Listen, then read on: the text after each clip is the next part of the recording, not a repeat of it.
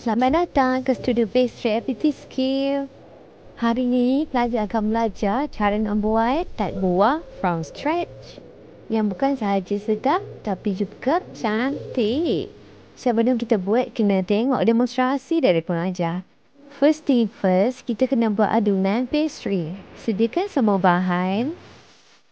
Hey semua, jom belajar seni pastry yang bukan sahaja sedap tapi juga cantik. Untuk khusus pastry ni, anda akan belajar cara nak buat dessert yang best-best. Bila dah siap, boleh masukkan ke dalam acuan. Next, kita akan bakar tart sehingga warna bertukar menjadi warna keemasan. Sementara menunggu, kita akan siapkan isi tart.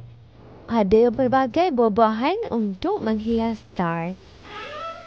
Dah siap. Setelah tart masak dan sejuk, dah boleh masukkan custard menggunakan piping bag. Lepas tu boleh susun cantik-cantik buah yang kita potong. Tart buah kita sudah siap untuk dihidangkan. Cantik dengan warna-warna buah. Memang excellent. Hihihi.